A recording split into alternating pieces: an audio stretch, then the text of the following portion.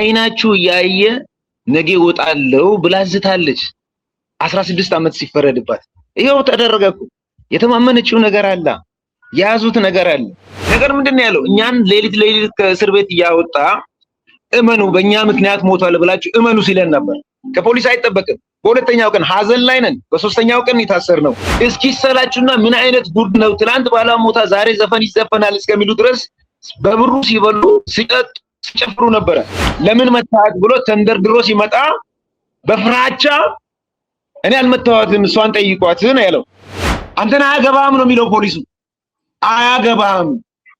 አያገባም እንደዚህ እዚህኛው ፍርድ ቤት ጮሆ አልቀሰውማ መሄድ የለባቸው እዚሁ እናሳስራቸዋለን ሲል ነበር ፖሊሱ ምናልባት እንደው እንኳን የፍርድ ቤቱን ወይም ደግሞ ችሎቱን ሁኔታ አወካችሁ ካለ ፖሊስ ይዞ እዛው ላይ ያቀርባችሁ ይችላል እንጂ አወካችኋል በጥብጣችኋል ብሎ መጠየቅ ያለበት ፍርድ ቤቱ እንጂ ፖሊስ ነው ወይ ድጋሚ ማልቀስ ማንባት አልፈልግም ስንት ሚዲያ ቤት መጣ ቤትም መጥቶ አልቅሰናል በተለያየ መንገድ ስናለቅስ ቆይተናልና እኔ ድጋሚ ማልቀስ ስሙ ሲነሳ ድጋሚ ማልቀስ ስለማልፈልግ እኔን አያናግረኝ ጉዳዩን በዋናነት ያሉ አቃቤ ህጎች እንኳን አያውቁትም ያለልኝ መዝገብ ከ40 ምንጭ ወደ ወላይታ ሶዶ ምድብ ችሎት ሲሄድ ያለልኝን ለመግደል ወይም ከእስርም ከገደሉ በኋላ ለማምለጥ ሶስት መሰረታዊ ነገሮችን የተጠቀሙት አንደኛው ገንዘቡ ነው ሁለተኛው ባለስልጣን ነው ሶስተኛው ደግሞ ብሔር ዘር ያልተመታ ነው የምታ አይነት የለም በቃ ማለት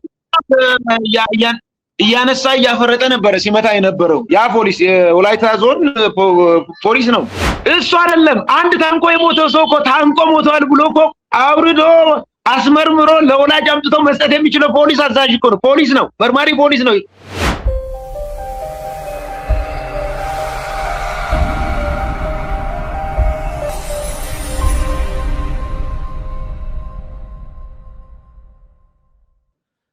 ሰላም ጤና ይስጥልኝ ተመልካቾቻችን እንደምሰንብታችኋል የምትመለከቱት ልዩ ሚዲያ ነው እንግዲህ ዛሬም በአዲስና ወቅታዊ እንዲሁም ደግሞ አነጋጋሪ ጉዳይ ወደ እናንተ መጥቻለሁ ከሰሞኑ እንግዲህ በማህበራዊ ሚዲያ ትስስር ገጾች ውስጥ በስፋት መነጋገሪያ ሆኖ የቆየው የቀድሞ የኢትዮጵያ ብሔራዊ ቡድንና የባህር ዳር ከነማ እግር ኳስ ተጫዋች የነበረው ወጣቱ ተስፈኛ ኮከብ አለልኝ አዘነን በተመለከተ እንግዲህ የእሱን ነፍስ መጥፋት ተመልክቶ ከዚህ ቀደም ራሱን አጥፍቷል ሲባል ነበር በኋላም ደግሞ እንግዲህ የፖሊስ የተለያዩ መረጃዎችን በማሰባሰብና የሰው ምስክሮችና የተለያዩ ሰነድ ማስረጃዎችን እንዲሁም ደግሞ የሕክምና ማስረጃዎችን መሰረት በማድረግ ግድያ ተፈጽሞበታል ግድያውን የፈጸሙት ደግሞ ባለቤቱና የባለቤቱ እህት ባል ናቸው ሲል በእነሱ ላይ 16 እና 15 ዓመት ቅጣት አሳልፎ ነበረ እንግዲህ ደግሞ እነዚህ ሰዎች ይግባኝ ብለው ከሰሞኑ ደግሞ እንደሰማ ነው ሁለቱንም ግለሰቦች ነፃ ተብለው ወጥተዋል ከእስር ተለቀዋል ይህ ነገር እንዴት ሊሆን ቻለ 15 እና 16 ዓመት የተፈረደባቸው ሰዎች ያ ሁሉ የሰነድ ማስረጃ የተገኘበት ምርመራና እንዲህ አይነት የምስክሮች ነገሮች የተገኙበት ሁኔታ እንዴት ነፃ ሊሆኑ ቻሉ ስንል ወደ ሟች ቤተሰቦች ስልክ እንደውላለን የነበረው የችሎት ሂደትስ ምን ይመስላል የሟች ቤተሰቦች ደግሞ ሀዘናቸውን ሲገልጹ ለምን ታለቅሳላችሁ በሚል በፍርድ ቤቱ ቅጽር ግቢ ውስጥ በጸጥታ ኃይሎች በፖሊስ አባላት ክፉኛ መደብደባቸውን እናት አባት ሲንገላቱ መዋላቸውን ሰምተናል ምንድነው የተፈጠረው ስንል በዚህም ጉዳይ ላይ እንወያያለን እንግዲህ የሟች አለልኝ አዘነ ወንድም ነው ከሱ ጋር እንግዲህ ሰፊ ቆይታ እናደርጋለን ከአሸብር ጋር የምናደርገውን ቆይታ ከወዲሁ እንደተከታተሉ እየጋበዝኩኝ በፕሮግራማችን ላይ ያላችሁን ማንኛውንም አስተያየትም ሆነ መረጃ እንዲሁም ደግሞ እንድንሰራላችሁ ወይም እንግዳችን እንድናደርግ የምትፈልጉትን ግለሰብ ለመጠቆም ከዚህም አለፈ ብሎ ደግሞ አብራችሁን ከድርጅታችን ከኛ ጋር ለመስራት የምትፈልጉ ድርጅቶች ካላችሁ ከስር በሚታየው ስልክ ቁጥራችን 0911612793 ልትደውሉልን ትችላላችሁ ሮቤል ምትኩ ነኝ መልካም ቆይታ ይሁንላችሁ በቅድሚያ ለዚህ ይህን መረጃ ለመስጠት ያለውን ሁኔታ እውነቱን ለማጥራት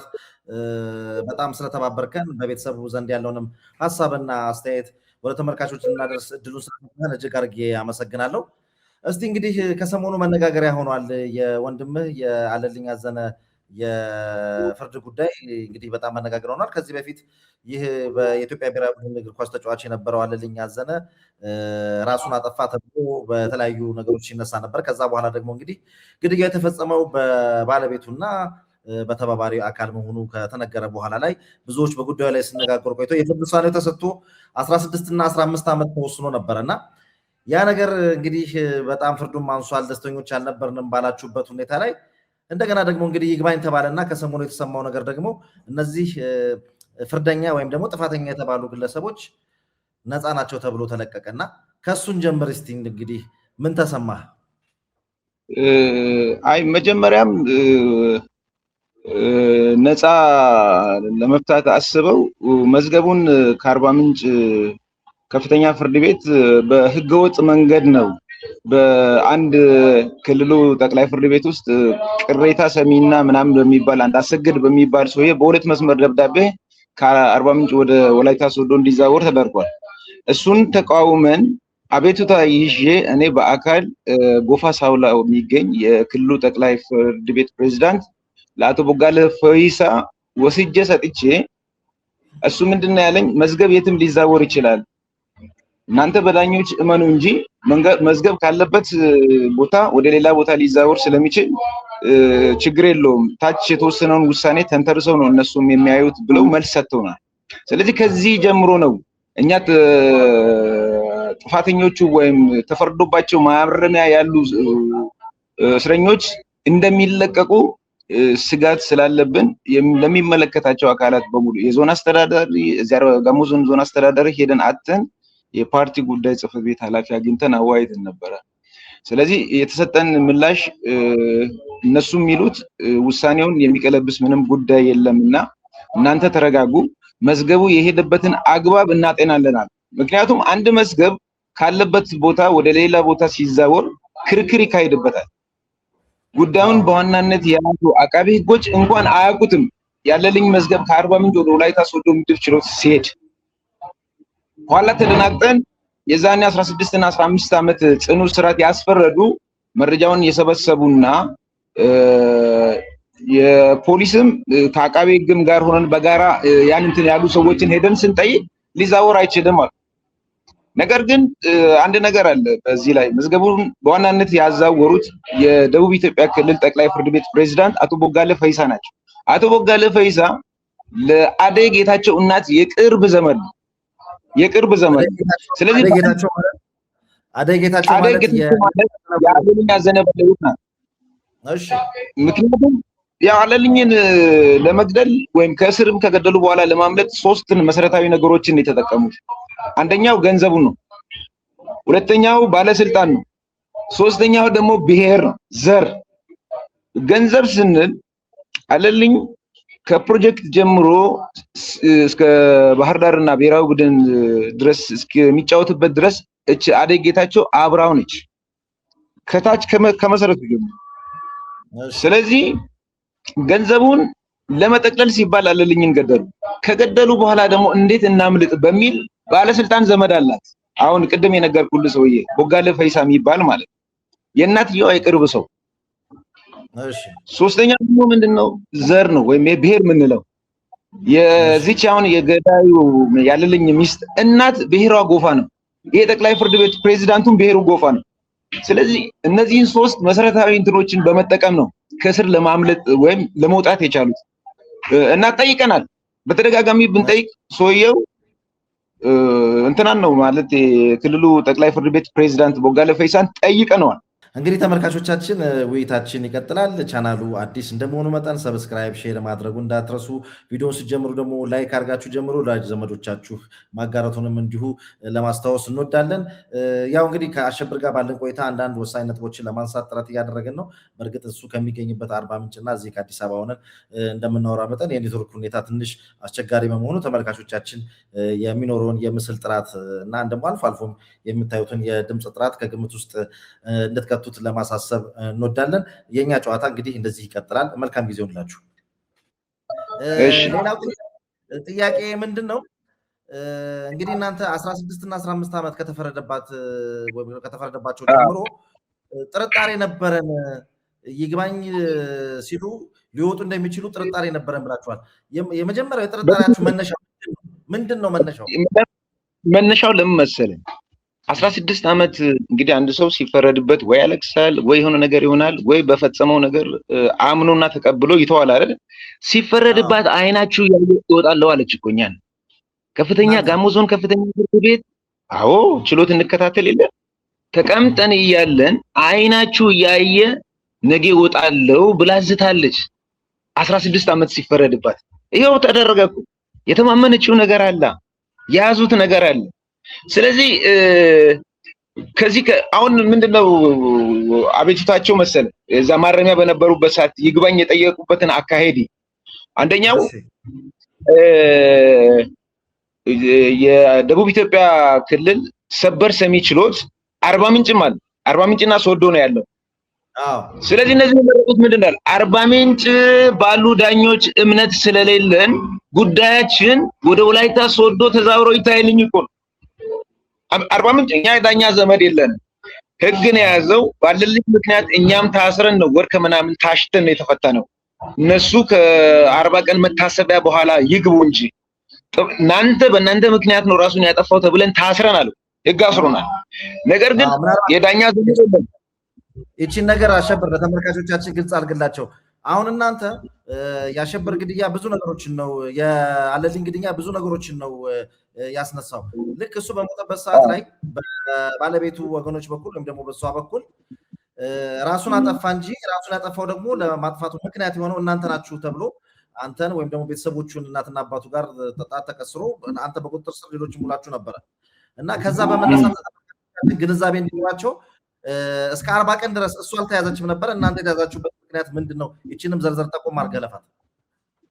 እኛ የተያዝንበት ምክንያት በእናንተ ምክንያት ስላናደዳችሁ እንትን ስላላችሁ ስለዘጋችሁ ስለተጣላችሁ አይነት እንትን ነው ፖሊስ ሲይዘን ማለት ነው። ምክንያቱም ክሮስ ቼክ አላደረጉም። ምክንያቱም አንድ ነገር አለ፣ አንድ ሰው ታንቆ የሞተበት ሰፈሩም ይወስናል።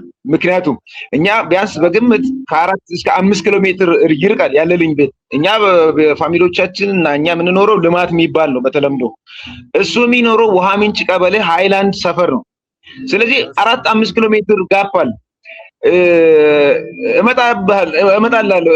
ምን መሰለህ እንትኑ ግድያ ኦርጋናይዝድ የሆነ ግድያ ነው የተፈጸመበት አለልኝ ላይ። አንደኛ ከገደሉ በኋላ ምን አደረጉ?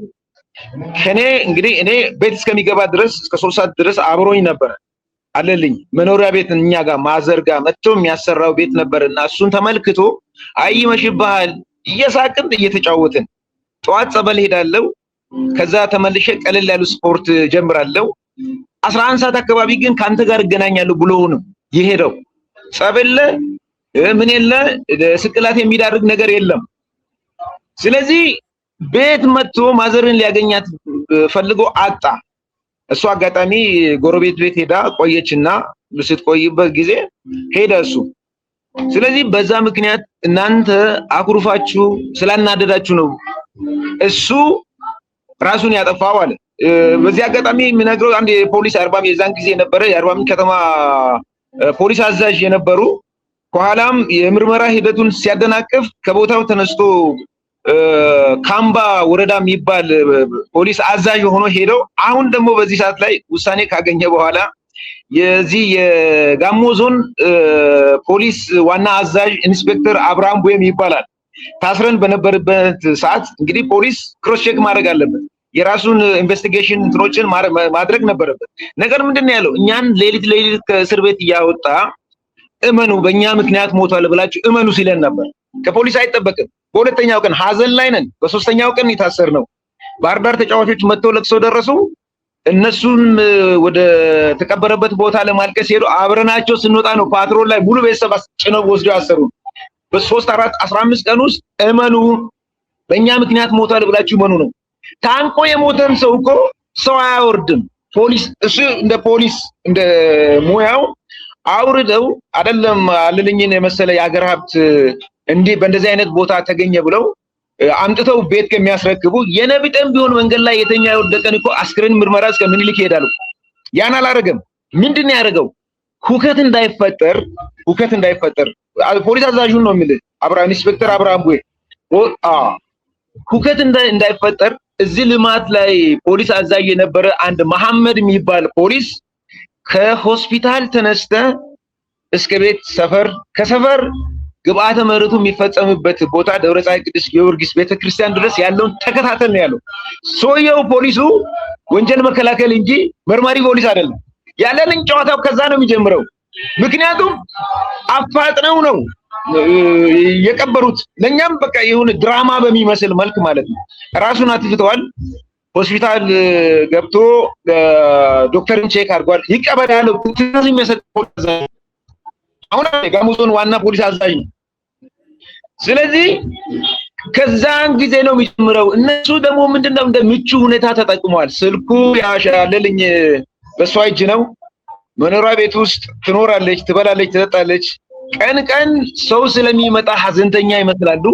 ማታ ማታ ቢራ አስገብተው እየጠጡ እየበሉ ጭፈራ ቤት እስከሚመስል ድረስ የሰፈር ሰዎች ጎረቤት ያለልኝ ጎረቤት እዛ ያሉት እስኪሰላቹና ምን አይነት ጉድ ነው ትላንት ባላሞታ ዛሬ ዘፈን ይዘፈናል እስከሚሉ ድረስ በብሩ ሲበሉ ሲጠጡ ሲጨፍሩ ነበረ።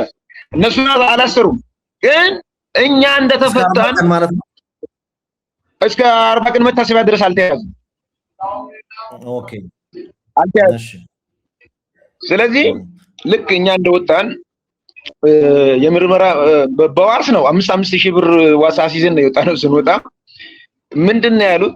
የምርመራውን አካሄድ አቅጣጫውን ቀይሮ ነው ያለው ዳኛው። ትኩረታችሁን ቤተሰብ ላይ አታርጉ፣ ለመርማሪ ፖሊሶች ትኩረታችሁን ወደዚህ አታርጉ፣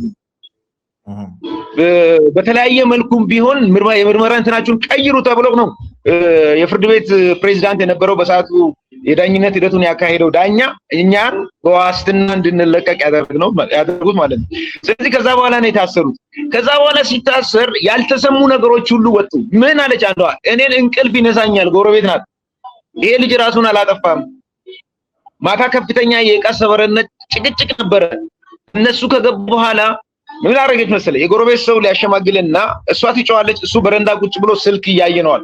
አንዷ መስካሪ ፍርድ ቤት ቀርባ የመሰከረች ስልኩን ሲያይ አሁን ባለቤቱ ከስር የተፈታችው አደጌታቸው ምንድነው የምትለው? ፎቶአችሁ አልከፍትላችሁም ቤቱን ያጥርበር ፎቶም እኮ አያስፈልግም፣ እናንተ አዲስ ናችሁ፣ እኛ ገብተን ማሸማገል ያለን ምን ችግራችሁን ብንፈታ ብለን ስንጠይቃት እምቢ አለች። እንትኑን ስለምታይ ከዛ ለማን ደወለች? ለእህቷ ደወለች። ማንን ይዛ መጣች? የእህቷን ባለ አሁን የገደለው ሉንጎ ሉቃስ የተባለው ማለት ነው። እና ረዴት ጌታቸው እህቷ ነች፣ የሷ ባል ነው ሉንጎ ሉቃስ።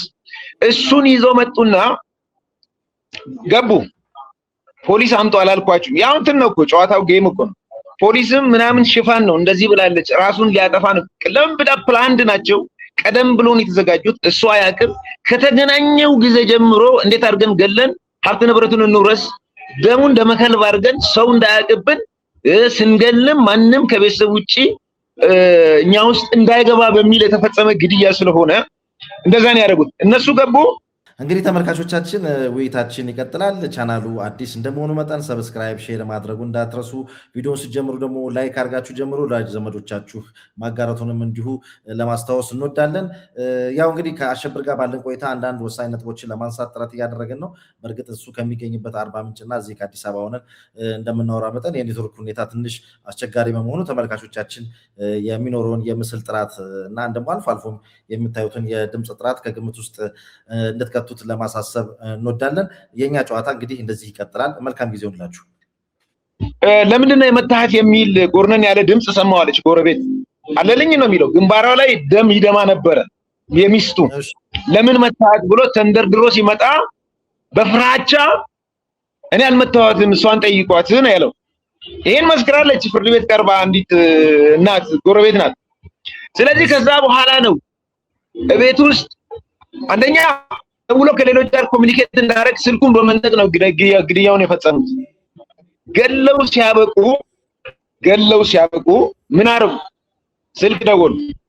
የኔ ስልክ ቅርብ ጊዜ ደውዬለታለሁ። ከ3 ሰዓት ላይ ከሄደ በኋላ ቤት ገብታል ወይ ብዬ ደውዬ አዎ ገብቻለሁ ብሎኛል። ታውቃለች የኔን ስልክ። ለማን ደወለች? ያለልኝ አዘነ ጓደኛ አለ። ከምሽቱ 6 ሰዓት ተኩል አካባቢ ስልክ ትደውልለታለች። ባለልኝ ስልክ ዘላለም ፋንታ የሚባል ያለልኝ አዘነ ጓደኛ አብሮ ቤተክርስቲያን የሚያገለግሉ ከልጅነት ጀምሮ የልጅነት ጓደኛው ነው።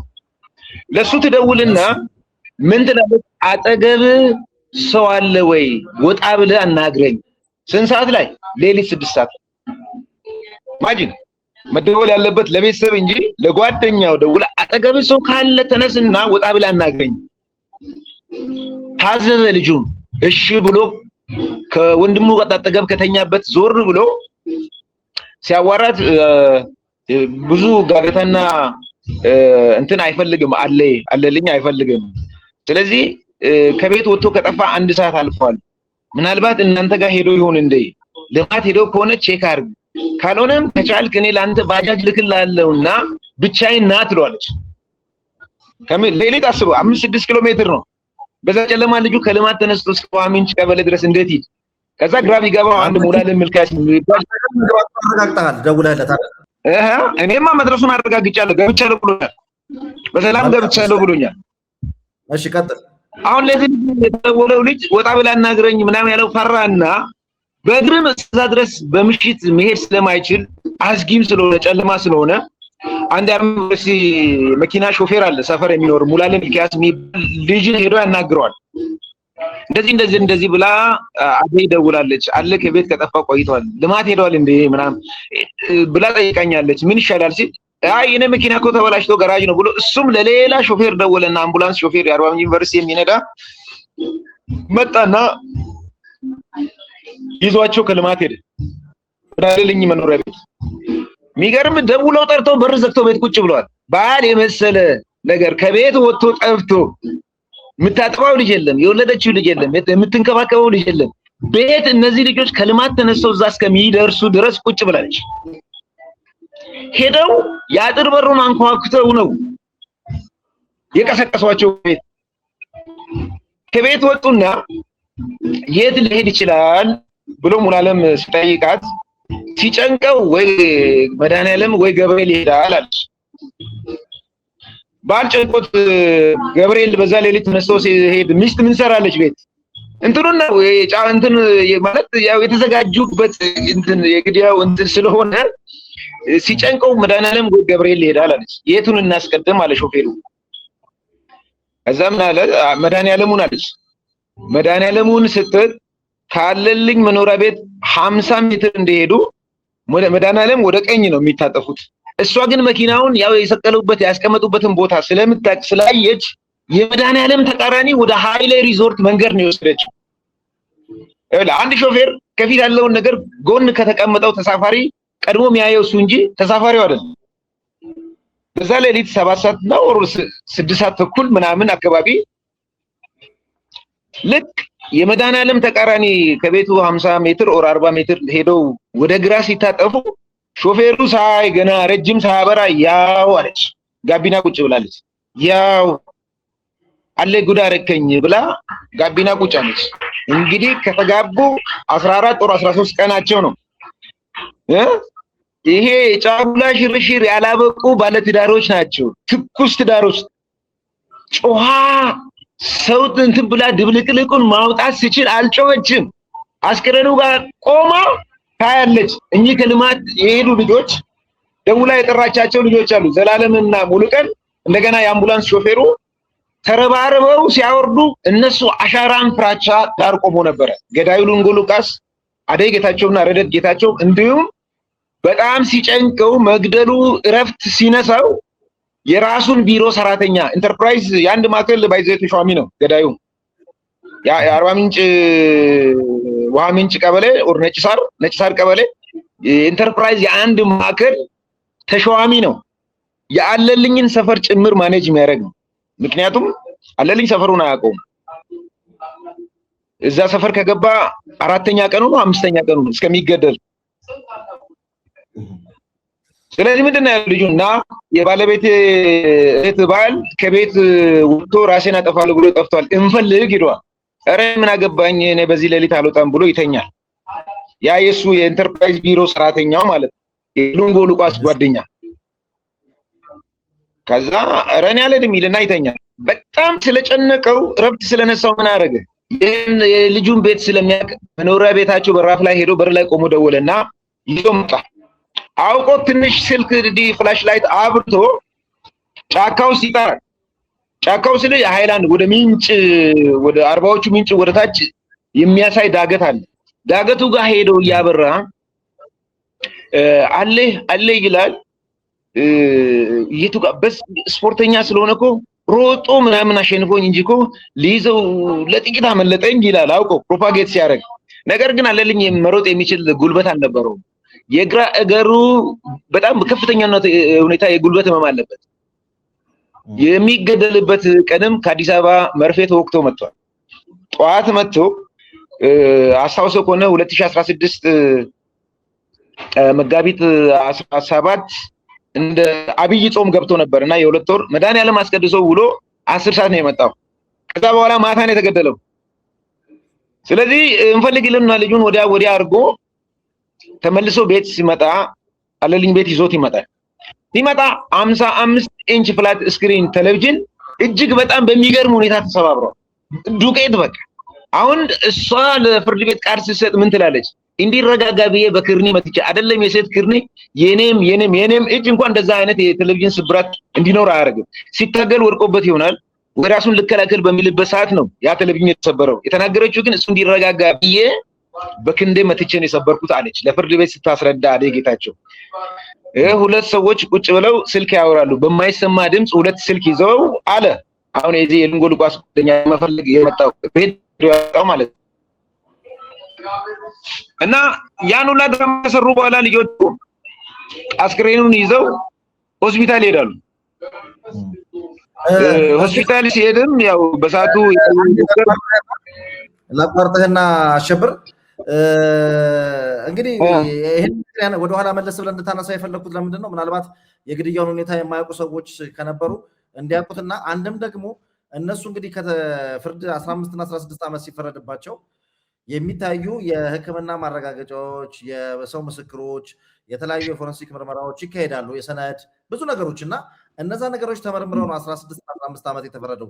አሁን የምትላቸው ሰዎች ከበቂ በላይ ምስክርነት ሰጥተው ነው የተፈረደው እና ያኔ ይህ ሁሉ ማስረጃና ምስክር ባለበት ሁኔታ ላይ አደይ የምትባለዋ እንግዲህ የእሱ ባለቤት የነበረችው እና ግብረ አበሯ 16 እና 15 ዓመት የተፈረደባቸው እንደነገርከኝ ከሆነ ነገ እወጣለሁ ብላ ስትናገር ማስረጃዎች ባሉበት ሁኔታ ላይ ወደዛ ነገ እወጣለሁ ወደሚለው ሲስተም የገባችበትን ሲስተም እሱን እናጥራ ብዬ ነው እና ያንን ስትላችሁ እናንተ ምን ማድረግ ጀመራችሁ? በፍርዱ ደስተኛ ነበራችሁ ወይስ እነሱ ቀድሞ ይግባኛሉ? እኛ ይግባኝ አልጠየቅንም።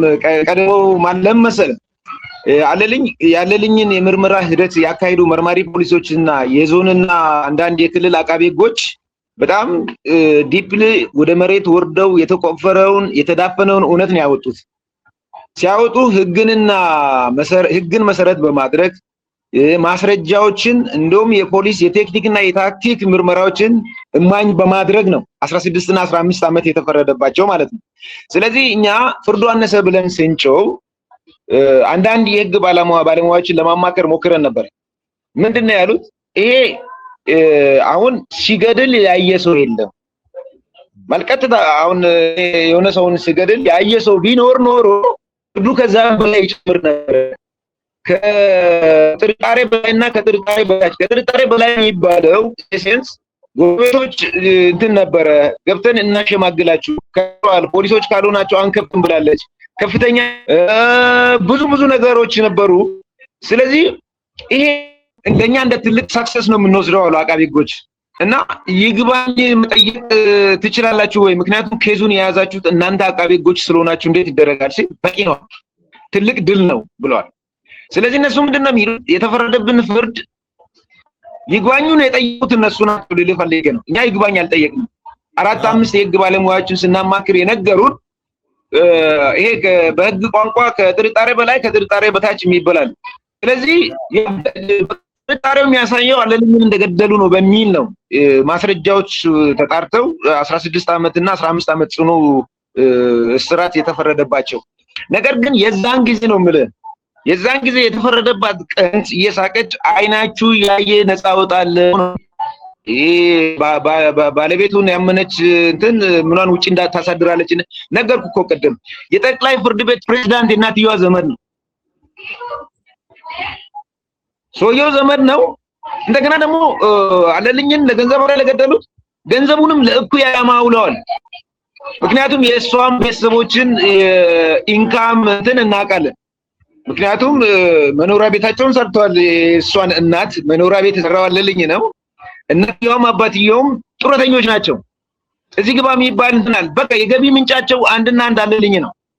ሁሉንም ነገር ሲያደርግላቸው መኖሪያ ቤታቸውንም ሰርቶ ጨርሷል። የኛ ነው ያላለቀው። መንገድ ላይ ጥሎ ሄደው የኛን እንጂ የራሳቸውንማ ጨርሰዋል እኮ።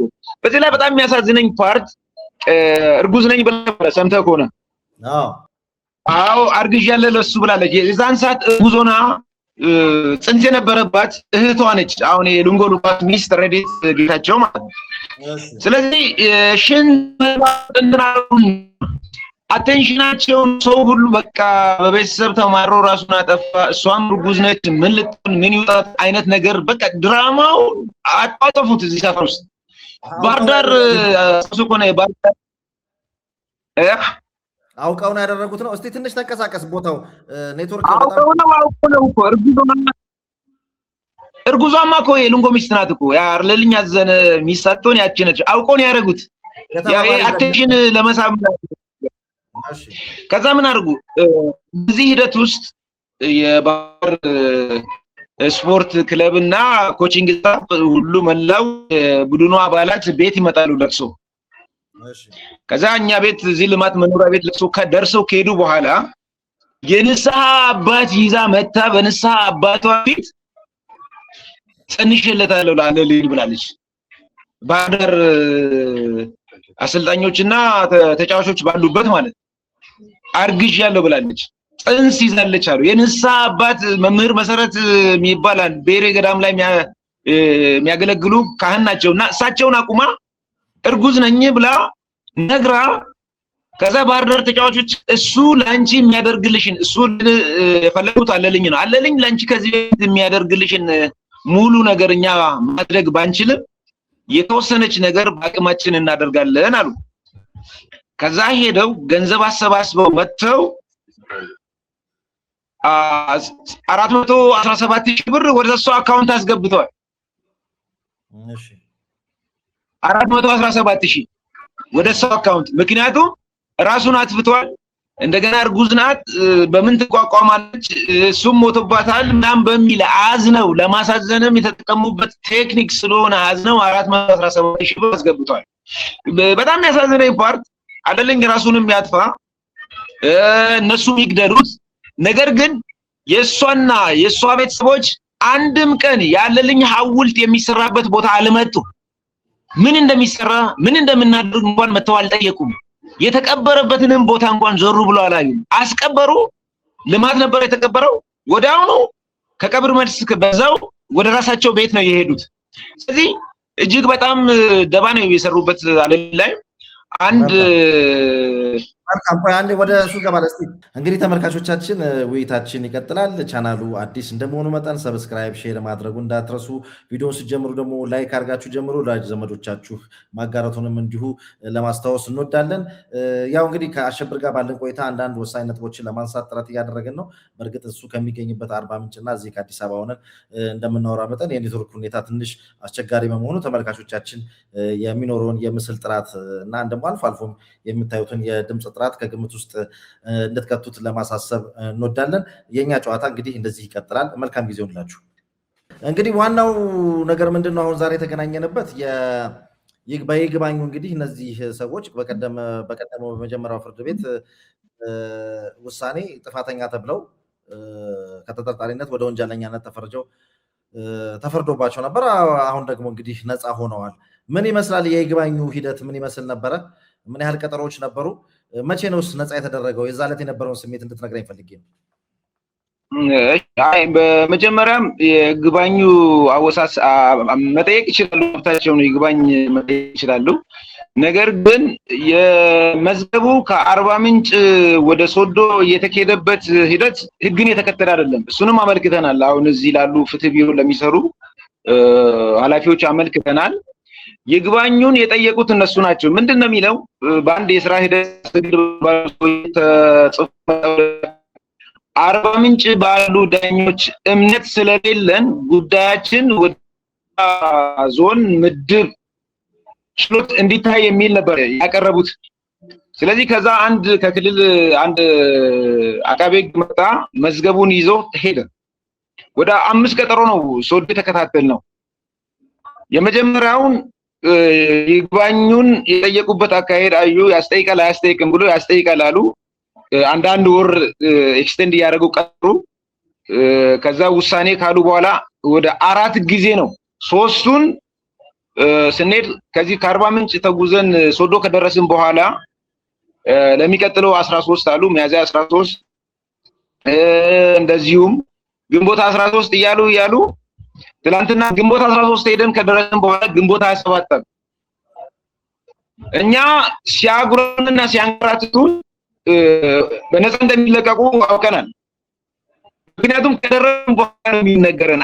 ፋይናንሻል ከቤት 8 ሰው ነው የሚሄደው፣ ማዘርን ፋዘርን ጨምሮ እኛ። ነገር ግን ላይ በ27 አሁን የትላንትና 27 ያለፈው የተቀጠርንበት ጊዜ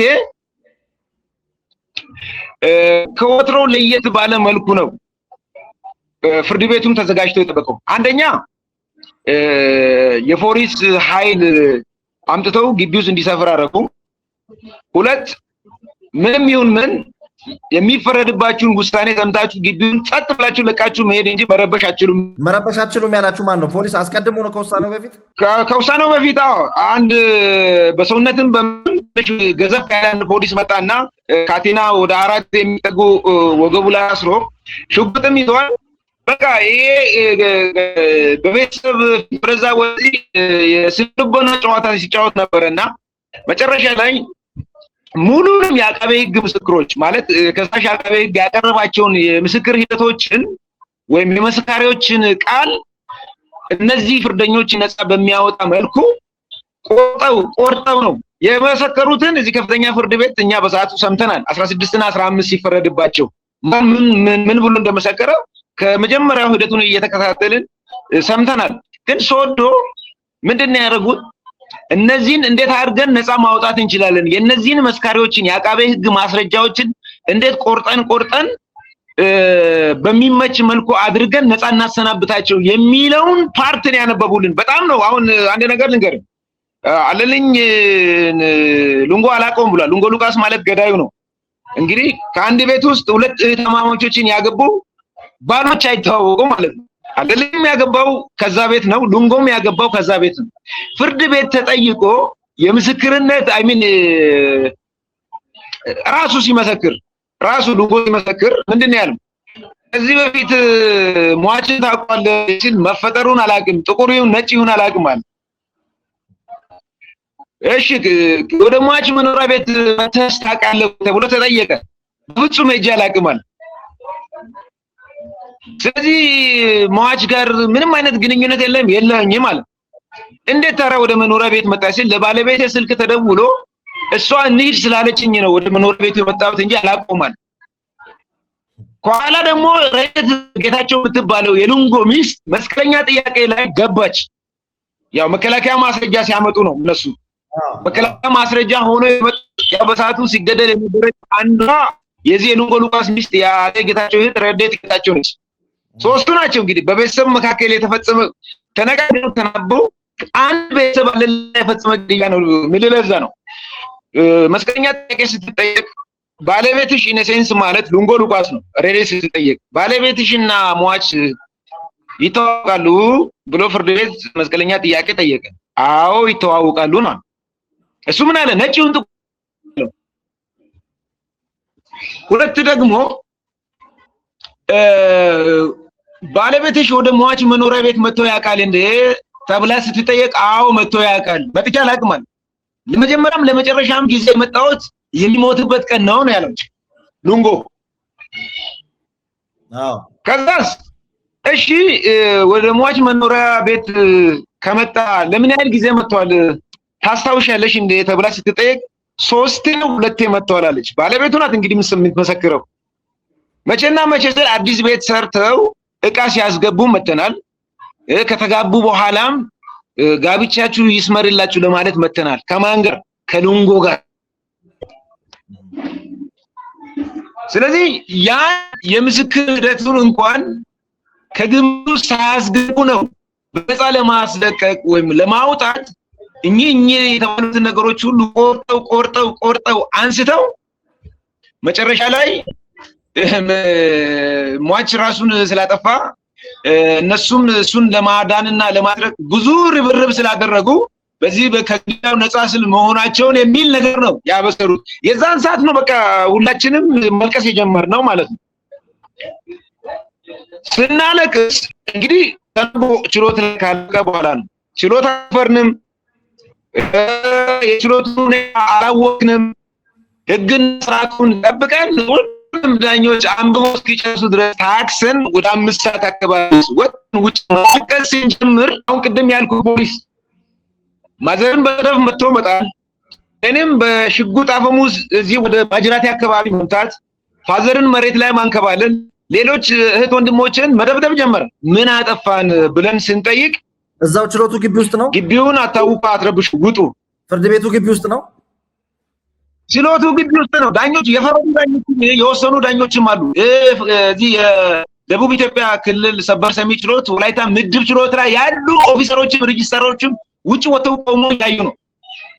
እንዳለ ቤተሰብ ያልተመታ ነው የምታ አይነት የለም። በቃ ማለት እያነሳ እያፈረጠ ነበረ ሲመታ የነበረው ያ ፖሊስ የወላይታ ዞን ፖሊስ ነው። ከዛ ምንድነው ያጠፋነው? በውሳኔው ተበሳጭተን እያለቀስን ነው። ማልቀስ አይቻልም ወይ ስንል ከጋርም ሂደቱን ለመከታተል የመጡ የዛው የወላይታ አካባቢ ልጆች ነበሩ። አንድ ከበደ መገርሳ የሚባል እሱ መጨረሻ ላይ ግራ ቢገባው እኔንም እንትን እንዳይሉ ያለውን ነገር ለህግ አካላት አሳውቃለሁ ብሎ ግቢውን ለቆ ነው። እና የሚገርም 5 ሰዓት ተኩል ያዙን እስከ 7 ሰዓት ተኩል ድረስ አለቀቁንም፣ እየመቱን እየደበደቡን ማለት ነው። አንድ ፖሊስ ነው ይሄን ሁሉ የሚጫወተው ሂደቱን በበላይነት እንዲመራ። የሚገርም የዚህ አሁን የተከሳሾቹ ጠበቃና አደይ ጌታቸው ወንድም እንደገና ደግሞ የልንጎ ሉቃስ ወንድም ቆሞ እየሳቁብን ነው፣ ጠበቃቸውም ጨምሮ። ያን ስንደበደብ በሰደፍ ስንመታ ምን ስንል፣ ምክንያቱም እነሱ ነፃ ተብለዋል። ደስታቸውን ምናቸውን ሊያጣጥሙ ይችላሉ።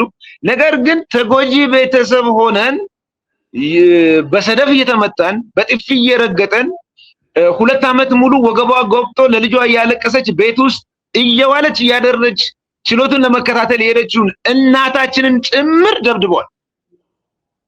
ከዛ ሂደቱ ስልካችን ተቀምጧል። በምንም ስልክ ወደዚህ ወደ 40 ምንጭ ኮሙኒኬት ማድረግ አንችልም። ከዛ መጨረሻ ላይ ላቋርጥህና እዚህ ላይ አሸብር እናንተ ድብደባ ሲፈጸምባችሁ እንግዲህ ለ2 ሰዓት ያህል እዛ ግቢ ውስጥ ስልካችሁ ተነጥቆ ግቢ ውስጥ ተቀምጣችሁ ያን ያህል ድብደባ ሲፈጸም እናትህ እንደዛ ሲደበደቡ በሰደፍ በምን ሲመቱ አባትህ እንደዛ ሲያንከባሏቸው ያ ሁሉ ነገር ሲፈጸም በእለቱ የነበሩ ፍርድ ቤት ውስጥ እንግዲህ መች ፍርድ ቤት ማለት የህግ ተቋም ነውና ከጸጥታ ኃይሎቹ ውጪ እነዚህ ዳኞች፣ አቃቤ ህጎች ሁሉ ነገር ያን ነገር ይመለከቱ ነበር። አሁን እኛን ጉዳይ የያዘው የክልሉ አቃቤ ህግ ነው። ምክንያቱም መንግስት አይደል ላለልኝ የሚከራከረው ኬዙን የያዘውም የይግባኝ ሂደቱን ገዳዮቹ ካስገቡ በኋላ ሂደቱን የሚከታተል የክልሉ አቃቤ ህግ አለ። ምንም ያጠፉት ነገር የለም። ስልካቸውን መልሶ ይሂዱ ነው የሚለው እሱ። አንተን አያገባህም ነው የሚለው ፖሊሱ። አያገባህም እንደዚህ እዚህኛው ፍርድ ቤት ጮሆ አልቅሰውማ መሄድ የለባቸውም እዚሁ እናሳስራቸዋለን ሲል ነበረ ፖሊሱ። ቢገርም እኮ ፍርድ ቤት የሚሰሩ ሰራተኞች ጥበቃውን ጨምሮ ያዩ ነበረው። ምንም ማድረግ አይችሉም። ምክንያቱም እየደበደበን እየገጠን ግልጽ ያልሆነልኝ ነገር እናንተ በውሳኔው ተቃውማችሁ ስታለቅሱ ማልቀስ መብታችሁ ነው፣ መቃወም መብታችሁ ነው በህግ አግባብ እስካልበጠበጣችሁ ድረስ። ምናልባት እንደው እንኳን የፍርድ ቤቱን ወይም ደግሞ ችሎቱን ሁኔታ አወካችሁ ካለ ፖሊስ ይዞ እዛው ሊያቀርባችሁ ይችላል እንጂ አወካችኋል፣ በጥብጣችኋል ብሎ መጠየቅ ያለበት ፍርድ ቤቱ እንጂ ፖሊስ ነው ወይ? ፖሊስ ለምን ያንን ነገር ፈጸመ ነው? አሁን የተሰናሰለ ነገር አለ ወይ? እነዚህ ነፃ ከወጡት አካላት ጋር የተያያዘ የሚያነካካው ነገር አለ ወይ?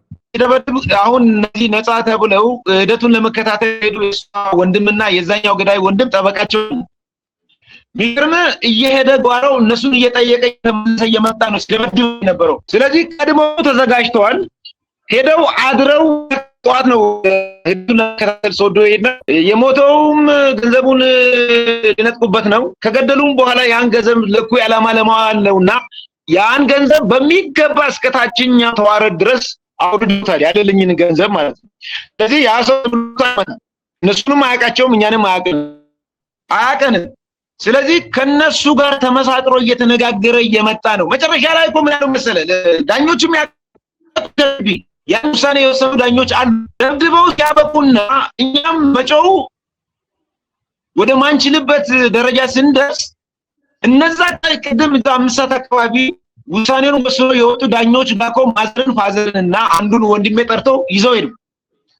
ከዛ ምን አሉ? እኛ ህግን ተከትለን ፈርደናል፣ ገንዘብ አልበላንም፣ ብር በልታችኋል እያላችሁ ነው፣ እኛን እየሰደባችሁ ነው። እኛ ብር አልበላንም፣ ሁላችንም እኮ አንገታችን ላይ ክር አስረናል። እሱን ፈጣሪ ነው የሚያውቀው። እሺ እሱን ፈጣሪ ያውቀዋል። እኛ አሁን ግን ወደ የቤታችን በር ዘግተን መተናል፣ መሄድ አለብን። በነፃ መለቀቃቸው ሳያንስ እኛ የምንደበደብበት በአንድ ፖሊስ የምንረገጥበት ምክንያት የለም። ይገርምህ፣ ማረሚያ ፖሊስ ታሳሪዎችን ፍርድ ቤት ለማቅረብ የመጣው ጭምር ነው በሰደብ ሲደበድበን የነበረው እና ከነሱ ጋር የተሰናሰለ ነገር አለ። ቀደም ብሎ ሄደው አድረው ሁሉ ነገር አመቻችተው ኢቭን ቢጮሁ እንኳን ብለው ፖሊስ አዘጋጅተው ለማስደብደብ ተዘጋጅተው ነው የቀን 27 ላይ የመጡትና ያው እንደፎከረችው እሷም አይናችሁ ያየ ነገ ይወጣል ያለችው ተማመነችውን ተማምና ነውና ወጥተዋል ነው። የሚገርም ነው።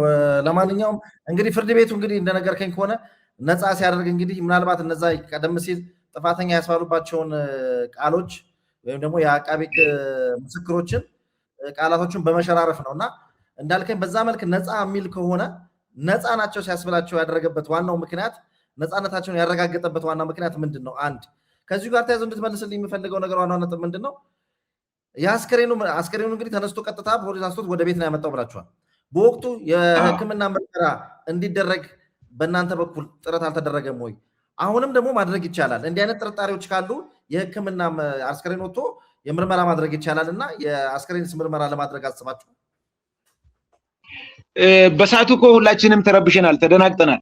ምክንያቱም በቁም ሞተር ባይክ እየነዳ የመጣልልኝን ቤት ተቀብዬ ተነጋግረን ተጫውተን ተሳስቀን ከ4 ሰዓት በኋላ አስክሬን ሆኖ ሲመጣ አስክሬን ይመርመር የሚል ጭንቅላት ስኬት እናመጣለን። እንዴት? እኛ እኮ ተራምዶ ሄደ ሰው ነው እኮ ሞቶ የመጣው። ምንድነው የምናደርገው? እኛ ተረብሸናል። ምንድነው ብለን ስንጠይቅ እነሱ የሚያስወሩት ሌላ። የሚገርም አለልኝ ሰካራም አይደለም፣ የሚጠጣ ልጅም አይደለም። ቤተክርስቲያን ውስጥ ያደገ ፈራ እግዚአብሔርን የሚያቅ የሚፈራ ለቤተክርስቲያን የሚቆረቆር የተዘጉ አብያተ ክርስቲያናትን የሚያስከፍት የጎደሉ ነገሮችን ነዋየ ቅድሳትን ጭምር የሚያሟላ ልጅ ነው። አለልኝ የሞተውን ሆስፒታል ወዲያውኑ እኮ ነው ላይቭ የለቀቁት። የዛን ቀን 6 ሰዓት ላይ እኮ አስክሬኑን ነው። ነገር ግን አለልኝ የለበሰው ቁንጣ ወደ ኋላ ዞሮ ነው ያለው። የባህር ዳር 23 ቁጥር ነው የሚለብሰው። 23 ቁጥር ቁንጣውና አርማው ከፊት በኩል መሆን ሲችል በደረቱ የተኛ ሰው ቁንጣው ወደ ኋላ ሊዞር የሚችለው እንዴት ነው? ምክንያቱም አለልኝን ስገሉ ደም ነበረ። ደም የነካውን ልብስ ያው ነው ኦርጋናይዝድ የሆነ ግድያ ስለሆነ ነው የሚነግረው። ደም የነካውን ልብስ እንዳይነቃባቸው በሚል አውልቀው ወስደው እዛውን ኤሌክትሪክ ፖል ላይ ዋይፋይ ሽቦ ላይ ተንጠልጥሎ ሞተ የሚባልበት ቦታ ከመውሰዳቸው በፊት በችኮላ ሲያስደርጉት ሱሪውን ገልብጠው ነው ያስደረጉት። ሱሪውን ገልብጠው አርማውና 23 ቁጥር አርማው ከፊት ለፊት ሆን ወደ ቂጡ በኩል ነው የዞረው። እሺ አለ ፎቶን ልክል ይችላል። አስክሬኑን ቃሬዛ ላይ አስተኝተው ይሄኛው ከፊት ለፊት አርማው የባህር ዳር አርማውና 23 ቁጥር ከፊት መሆን ሲገባው በደረቱ ተኝቶ ከጀርባው ነው ያለውና ያን ለፖሊሶች እኮ ለምርመራ ግብአት ሰተናል። በሰዓቱ እንዲህ አያደርግም። ራሱ የሚያውቅ ልጅ ነው።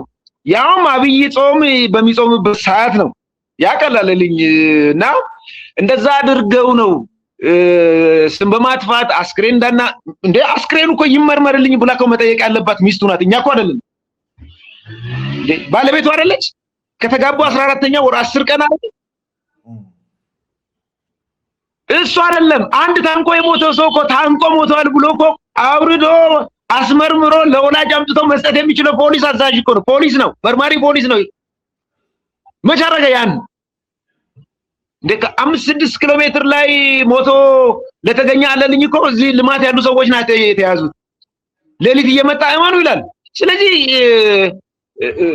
ከመጀመሪያውም ጀምሮ የታቀደ ፐርፐስፉሊ ገለን ምን እናድርግ እንዳይታወቅብን እንዴት እናድርግ በሚል በቤተሰብ ደረጃ ተስማምተው የገደሉት ግድያ ነው ብዬ ነው የማምነው እኔ። እንግዲህ ተመልካቾቻችን ውይይታችን ይቀጥላል። ቻናሉ አዲስ እንደመሆኑ መጠን ሰብስክራይብ፣ ሼር ማድረጉ እንዳትረሱ። ቪዲዮውን ስትጀምሩ ደግሞ ላይክ አድርጋችሁ ጀምሩ። ለወዳጅ ዘመዶቻችሁ ማጋራቱንም እንዲሁ ለማስታወስ እንወዳለን። ያው እንግዲህ ከአሸብር ጋር ባለን ቆይታ አንዳንድ ወሳኝ ነጥቦችን ለማንሳት ጥረት እያደረግን ነው። በእርግጥ እሱ ከሚገኝበት አርባ ምንጭና እዚህ ከአዲስ አበባ ሆነን እንደምናወራ መጠን የኔትወርክ ሁኔታ ትንሽ አስቸጋሪ በመሆኑ ተመልካቾቻችን የሚኖረውን የምስል ጥራት እና ደግሞ አልፎ አልፎም የምታዩትን የድምፅ ጥራት ከግምት ውስጥ እንድትከቱ ለማሳሰብ እንወዳለን። የኛ ጨዋታ እንግዲህ እንደዚህ ይቀጥላል። መልካም ጊዜ ይሁንላችሁ። የጠየቀኝን ጥያቄ ልመልስ። የይግባኝ ጥረቱን ማክሰኞ እናስገባለን። ምክንያቱም ውሳኔ ከተወሰነ በኋላ ከ3ኛው ቀን በኋላ ነው ይግባኝ የሚጠየቀው ይላሉ። ፍርድ ቤት አሰራር ይሁን አላውቅም የህግ እንትኑን። እሱን ደግሞ የሚመሩ የከፍተኛ ፍርድ ቤት ላይ ያስወሰኑ አቃቤ ህጎች አሉ። የዛን ጊዜ ነበረው ማለት 16 እና 15 ይወሰነባቸው ሙሉም መረጃ የያዙ ቲም ተዋቅሯል። ቲም ማለት የከተማ አስተዳደሩ ነው። የከተማ ፍትህ ቢሮ ኃላፊው ያን ይመራል። ሂደቱን የጀመሩ አቃቤ ህጎች መተው ከኛ ጋርም አንድ ላይ በመሆን የአርባ ምንጭ ከተማ ከንቲባ ቢሮ ተወያይተናል ሂደቱን ለማስቀጠል። ምክንያቱም የመጨረሻ ግብ አይደለም። ምንድነው እንደውም ያሉት የመዝገቡ አካሄድም ኢፍትሃዊነት የጎደለው ስለሆነ በአንድ የስራ ሂደት ባለሙያ አንድ መዝገብ ከአንድ ቦታ ወደ ሌላ ቦታ አይዛወርም። ምክንያቱም በሰዓቱ የያዙ አቃቤ ህጎች በመዝገቡ ላይ ክርክር አካሂደውበት በዛ ክርክር መሰረት አዎ አርባ ምንጭ ጉዳያቸው ቢታይ ዳኞች ቢያስድ ናቸው የሟች ወገንን እንትን ሊሉ ስለሚችሉ ብለው ወደዛ እንዲዛወር ማድረግ ይቻላል። ያ ሂደት አልጠበቀም። አምነዋል። አቃቤ ህጎችም የፍትህ ቢሮ ኃላፊው አምነዋል። ስለዚህ ማክሰኞ ይግባኙን እንጠይቃለን። እነሱ ናቸው የሚጠይቁት። ኦርጋናይዝድ የሆነ መረጃ ይዘን ከዚህ ኮፒ ተደርጎ ነው ወላይታ ሶዶ የተላከው። ኦሪጂናል ዶክመንቱ ያለው እዚህኛ ፍርድ ቤት ስለሆነ ያን ይዘን የይግባኝ ሂደቱን እንቀጥላለን ብለዋል። ምክንያቱም በፍጹም እንደዛ ሊሆን አይችልም አለ። ያንተን ስሜት እንግዲህ ነግረህናል። አሁን ያለውን ሁኔታ የቤተሰብ ስሜትስ ምን ይመስላል? እናትህ አባትህ በውሳኔው ምን አይነት ስሜት ተሰማቸው? በተለይ ማህበራዊ ትስስር ገጾች ላይ አይተናል። እናትህ ልጄን ሁለቴ የገደሉት የሚሉ ጽሁፎችን አሙና ተመልክተናልና እንደው እነሱ ነገሮች እንድታጋላኝ ፈልጌ ነበር። እንደ ቤተሰብ ሁላችንም የምንጋራው ነገር ነው። በተለይ ደግሞ ከማዘር ጋር አልልኝ ያለው አታችመንት ልዩ ነው። የሚገርም በጣም ይመካከራሉ። ብዙ ጊዜ አሁን አላገኘውም፣ ቤትም አዘውትሬ ስለማልገኝ ሌላ ቦታም ስለሚኖር አላገኘውም እና ከማዘር ጋር አለልኝ እጅግ በጣም የሚያንሸዋሽኩት የሚመካከሩት ማድረግ የሚፈልገው ነገር ሲኖር ከሷ ጋር ነው የሚማከረው። እሷ በቃ ትልቅ ሀዘን ውስጥ ናት። እሱ ብቻም አይደለም፣ ሁለት ሶስቴ ነው የገደሉት እንጂ ምን አደረጉ? መጀመሪያ እንዴ የድራማቸው የመጀመሪያው የትወና ክፍላቸው እኮ ምን አደረጉ? ራሱን አጠፋ አይደል? ራሱን አጠፋ ነው ያሉት። ራሱን አጠፋ እንግዲህ በአብይ ጾም ራሱን ያጠፋ ሰው ፍትሃት አይደረግለትም። ያውቃሉ፣ ልቦናቸው እንዴት እንደገደለው ያውቃሉ። ከቤተ ክርስቲያንም ጋርም አጋጩ። ፍትሃት አይደረግም እንዳይደረግ አደረጉ። ሁለት ሶስት የገደሉት ያልኩ ለመሰለ ራሱን ያላጠፋውን ራሱን አጠፋ አሉ። ቤት ውስጥ መግደላቸው ሳያንስ አለልኝን ለሁለተኛ ሞት ወስደው በጣም የደከመ የኤሌክትሪክ ፖል የዋይፋይ ሽቦ ጋር ቋጥረው ዲች ውስጥ አስቀምጠው ሄዱ። ልቦናቸው ያውቃል ያን እንዳደረጉ። እንደገና ደግሞ ከሚወደው ቤተክርስቲያን ጋር አጋጭ ራሱን አጠፋ ብለው። ስለዚህ ጸበል ለመጸበል ሄዳል ያለ ሰው ራሱን ምንም የሚያጠፋበት ግራውንድም የለውም። የጠራውም የቅድስት አርሴማን ስም ነው። እሷን ጠርቶ አለልኝን ደግሞ ማታ ምንም ታንቆ የሚሞትበት ራሱን ያጠፋበት ምክንያትም የለም።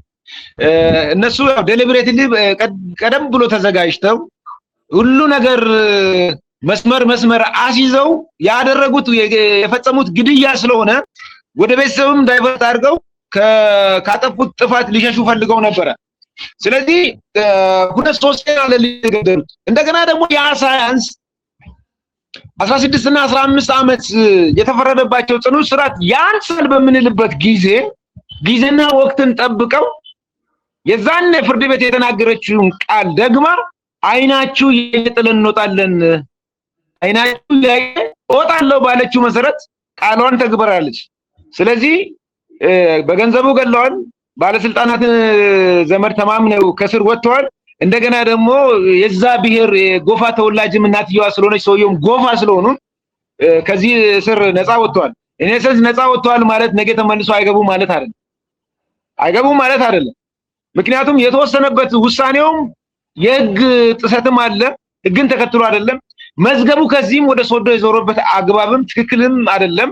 በአንድ የሥራ ሂደት ደብዳቤ መዝገብ ሊዞር አይችልም። ያውም የሀገር ሀብት የሆነን ልጅ ገለው ለሀገሪቱ እግር ኳስ ተስፋ የተጣለለትን ወጣት ልጅ ገለው በእንደዚህ አይነት ሁኔታ መውጣታቸው የሚያሳዝነው። ያው ማዘርም ቅድም አናግራት ነበር እንዲህ ላይቭ ጋዜጠኛ ይፈልግሻል ምናምን ብዬ እኔ ድጋሚ ማልቀስ አልፈልግም ስሙ ሲጠራ ስላለችኝ ነው። ድጋሚ ማልቀስ ማንባት አልፈልግም። ስንት ሚዲያ ቤት መጣ፣ ቤትም መጥቶ አልቅሰናል፣ በተለያየ መንገድ ስናለቅስ ቆይተናልና እኔ ድጋሚ ማልቀስ ስሙ ሲነሳ ድጋሚ ማልቀስ ስለማልፈልግ እኔን አያናግረኝ። ስለዚህ አንተ የሁላችንንም እንትን ጠቅለል አድርገህ ሐሳቡን ብትሰጥ ችግር የለውም። ሲስተርንም አማክሪያት ነበረ፣ ተመሳሳይ ነው። አይተው ከሆነ ካቴና ፕሮግራም ቤት መጥተዋል። እግረኛው ሚዲያ ከአንድም ሁለት ሶስት ጊዜ ቤት መጥተዋል። ስለዚህ አሁንም ስናለቅስ ደግሞ ለወጡ ሰዎች አሁን ትላንትና ገለው በነፃ የተፈቱ ሰዎች ደስታ ፈንጥዚያ ላይ ስላሉ ለነሱ ግብአትም መሆን ስለማልፈልግ አንተ ተናገርና ያለውን ሁኔታ አስረዳቸው ስላለችኝ ነው እንጂ እጅግ በጣም በተሰበረ ልብ ማዘር ያ2 ዓመት ባይዘይ ማዘር በጣም ጠንካራ ነጋዴ ነበረች። የአይብና ቅቤ ነጋዴ ነች። ሁላችንንም ያሳደገችን እሷ ነች፣ አለልኝ ጨምሮ ሁላችንንም ያሳደገችን እሷ ነች። አለልኝ ከሞተ ጊዜ በኋላ ግን ቤት ገብታለች። ንግዱን አቁማለች። ማልቀስ ነው። እኛ ከስራ መተን ቤት ስንገባ ዝም ትላለች። እኛ ወተን ስንሄድ እሱ የተቀበረበት መቃብር ሄዳ ተቀምጣ አልቅሳ ለምሳ ነው ቤት የምትመጣው። ስለዚህ በእንደዚህ አይነት ሁኔታ ውስጥ ነው ያለችውና እጅግ ከባድ ሐዘን ነው። 2-3 አይደለም 4 ጊዜ ገለውታል ማለት እንችላለን እኮ አለልኝ ማለት ነው። አሁን እነዚህ እንግዲህ ሰዎች ወንጀለኛ ጥፋተኛ ተብለው የነበሩት ሰዎች አደይ ጌታቸውና ሉንጎ ሉቃስ ሁለቱም አሁን ተፈተዋል። ከስር ተፈተዋል። የተፈቱት መች መሰለ? ቀጠሮው ሐሙስ ነበረ። 45 ሰዓት ላይ ከማረሚያ ተቋም ተለቀዋል። ዓርብ ዕለት በ28 45 ሰዓት ኢንሴንስ ረፋድ 5 ሰዓት አካባቢ ከማረሚያ ቤቱ ተለቀዋል። በዚህ ላይ አንድ ነገር መጨመር እፈልጋለሁ። ማለት ስለመለቀቃቸው ሳይሆን ምን አይነት ይሄ ባለስልጣን ዘመድ ሂደቶችን እንደሚያንዛዛና ፍትህ እንዳይገኝ የሚያደርግበትን ሂደት ልንገር። አለልኝ 2 መኖሪያ ቤቶች አሉ። አንደኛው አሁን አደይ ጌታቸው የእናትየዋ ሰፈር ላይ የእናትየዋ ሰፈር አለ። እዛ ሴቻ በተለምዶ ተስፋዬ ጊራ ህንፃ ጎን እና በ4.5 ሚሊዮን የገዛው መሬት አለ አለልኝ። እሱ የቀበሌ ቤት አይነት ሆኖ ኪራይ አለው። ኪራዩን ከ2016 ጀምሮ የሚጠቀሙት የሷ ቤተሰቦች ናቸው። አሁንም ገለው አሁንም የኪራዩን የሚጠቀሙት መኖሪያ ቤቱ ከተፈረደባቸው በኋላ አሁን አለልኝ የሞተበት መኖሪያ ቤቱን ለቀው ሄደዋል። እነዚህ አላከራዩ ስለፈሩም ጭምር እዛ ቤት ውስጥ ማደር ስለፈሩ ለቀው ወደ ቤታቸው መኖሪያ ቤት ሰቻ ተጠቃለው ገብቷል። ነገር ምን መሰለ? ፍትሐ ብሔር ላይ ክስ መስርተን በ10 ቀን ውስጥ የሚፈራ የሚገዛ ንብረትም የለምና አይመለከታትም። እንደውም የጎንዮሽ የወለደችው ልጅም የለም። ልጅ ቢኖር ቤተሰብና ያገባው ወራሽ ሆናለች። ብድልም እሱ ራሱን ባጠፋም አብራኳ የተወለደ ልጅ ያለልኝ ልጅ ቢኖር ወራሽ ነው። ቤተሰብን የሚመለከት ምክንያት ልጅ። አሁን ግን እኛ እነሱ ይሄ የወንጀሉ ከተፈረደባቸው በኋላ የፍትሐውን ስንጀምር ተናበው ረጅም ቀጠሮ ነው የሚያጥሩት። ምክንያቱም ያውቃሉ ረጅም ቀጠሮ ነው የሰንስ ቅድም ብያለሁ። አዎ አሁን ከዚህ ከፍትሐብሔር ክስ ከቤቱ ጋር ተያይዞ ያለውን ነገር የወንጀሉን ነፃ እንደሚለቀቁ ያው ቅድምም ብያለሁ። በደቡብ ኢትዮጵያ ክልል ውስጥ ያሉ ፍርድ ቤት ዳኞችና ፍርድ ቤቶችን በበላይነት የሚቆጣጠር የክልሉ ጠቅላይ ፍርድ ቤት ፕሬዝዳንት አቶ ቦጋለ ፈይሳ ናቸው። ስለዚህ እዚህ የፍትሐብሔሩም እንዲንዛዛ የወንጀሉም ከዚህ ወደ ሶዶ ያደረገ ግለሰብ ነውና ስልጣንን በመጠቀም ወንጀለኞችን ነፃ ወጥተው ቤቱንም እንዲወርሱ ነው። ያ መጀመሪያም ያለልኝ ግድያ እኮ ለንብረት ነው ለሌላ አይደለምና እሱንም ገለው ንብረቱንም ለመውረስ ፈልገው ነውና ያንም ነገር አድርገውታል። ይግባኙን ጠይቀን ቀጣይ ሂደት ምን እንደሚመስል እስከምናረጋግጥ ድረስ ይታገድ የሚል ሁላ ደብዳቤ እናስገባለን ብለዋል አቃቤ ሕጎች። ምክንያቱም እዚህ ወላይታ ሶዶ የተወሰነው ውሳኔ ተሽሮ የስር ፍርድ ቤት የወሰነው ውሳኔ እንድጸና የሚል አቤቱታም ይዘው ነው የሚሄዱትና ማክሰኞ ያን ያለው። ስለዚህ ያው ነው ዘመዳቸውን ተማመነው ከእስርም ነፃ ወጣቸው ተመልሰው ቤታቸው ገብተዋልና በዚህ ምን ማለት እንደምንችል አናውቅም። ሀዘናችን እጅግ በጣም ድብር ነው። ተጎርተናል፣ በመሞቱ ተጎርተናል። እንደገና ራሱን አጥፍቶ በሚል በመታሰራችን ተንከራተታል። ቅድም እንደነገርኩ ባል የሞተበትን መቃብር ያላየች ሚስት ናት ቤት የተቀመጠች። ይግባኝ ሂደቱን እንጠይቃለን። ያለውን ነገር ከማክሰኞ በኋላ ምን ሊፈጠር ይችላል የሚለው ነገር ያው በቀጣይነት የምንገናኝ ይመስለኛል። በስልክም እንዲሁም በማያስቸግርበት ሁኔታ ኮኔክሽኑ ቢሆን እንትን እንላለንና ለኢትዮጵያ ሕዝብ ማስተላለፍ የሚፈልገው መልእክት አለ። ምክንያቱም ገንዘባቸውንና ባለስልጣናትን ተማምነው ይሄን ልጅ ለሀገሪቱ እግር ኳስ ትልቅ ውለታ ሊውል የሚችል ለሀገሪቱ እግር ኳስ ትልቅ ትንሳኤ የሚችል ልጅ ነው ያጣነውና የኢትዮጵያ ሕዝብም ዝም አይበል። ምክንያቱም ራሱን አጥፍቶ ከሆነ ችግር የለውም እኮ ግን የሐኪሙን ማስረጃ አይተነዋል። ይሄ በተለምዶ አዳም ፍሬ የምትባለው አጥንት በኃይል ተመቶ ወደ ውስጥ ተብሮ ገብቷል የሚል ማስረጃ እኮ ሰጥቷል ሐኪሙ ፍርድ ቤት ቀርቦ ሰጥቷል ማስረጃ። ስለዚህ ያን ሂደት ቀልብሰው በነፃ ሊወጡ ችለዋልና ሁሉም ሰው ፍትህ እስኪረጋገጥ ድረስ ለዚህ ላልጠገበ በልጅነቱ ለቀጨው ላለልኝ ያዘነ ድምፅ የሆኑ መልእክቴን ጥሬን አስተላልፋለሁ በቤተሰብ ስም። መልካም እንግዲህ እኛም እግዚአብሔር ያጽናችሁ ነው የሚባለው። ያው እንግዲህ ሀዘን ሁሌም አብሮ አለና እግዚአብሔር ያጽናችሁ ለአንተም ለወላጅ እናቱም አባቱም ለቤተሰቦቹ ለወንድሞች እና ለጓደኞቹ ለወዳጅ ዘመዶች ሁሉ እግዚአብሔር ያጽናችሁ ነው የምንለው።